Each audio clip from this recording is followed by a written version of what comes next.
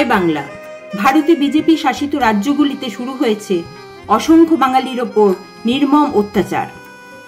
কাশ্মীরের জঙ্গি হামলার হওয়ার পর থেকেই গুজরাট, রাজস্থান, মহারাষ্ট্র, ওড়িশায় অসংখ্য পশ্চিমবঙ্গের বাঙালিকে টার্গেট করা হচ্ছে। মুর্শিদাবাদ, দক্ষিণ 24 পরগনা, মালদহ, পূর্ব মেদিনীপুর এবং রাজ্যের বিভিন্ন জেলার মানুষের সাথে এই রকম অত্যাচার শুরু হয়েছে। এক ভয়ঙ্কর পরিস্থিতি তৈরি হয়েছে। তাদের অত্যাচার করা হচ্ছে, তাদের সাথে মারপিট করা হচ্ছে, তাদের লুট করা হচ্ছে, তাদের কাগজপত্র কেড়ে নেওয়া হচ্ছে, তাদেরকে বাংলাদেশি বলে দাগিয়ে দেওয়া হচ্ছে, তাদের পুলিশ থানায় নিয়ে যাওয়া হচ্ছে। এবং এটা প্রথমবার নয়, বারবার ভারতের বিভিন্ন রাজ্যে বাঙালিদের ওপর এই অত্যাচার চলছে। বিজেপি ক্ষমতায় আসার পর উড়িষ্যায় এই একই রকম অত্যাচার চলেছিল বাঙালিদের উপর। সেবার এই নির্মম অত্যাচার হয়েছিল হিন্দু মুসলমান নির্বিশেষে এবং এবারও তাই হয়েছে।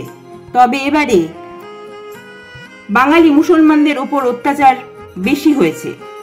তারা পশ্চিমবঙ্গের মুসলমান বাঙালি এবং হাজার হাজার বছর ধরে পশ্চিমবঙ্গের ভূমিপুত্র। তারা পশ্চিমবঙ্গের ভূমিপুত্র, তারা কোনো বাংলাদেশি নয়।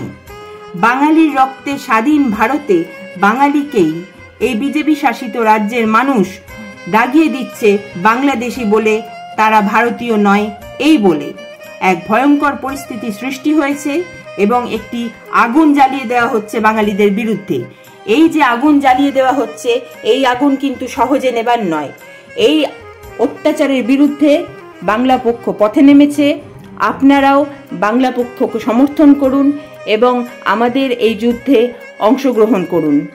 আপনাদেরও সন্তান হয়তো কাজের সূত্রে বাইরে আছে কিংবা ভবিষ্যতে যেতেও পারে।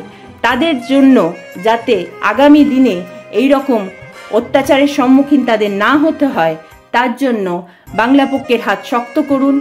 বাঙালির জন্য কণ্ঠ আরও ওপরে তুলে ধরুন। জয় বাংলা।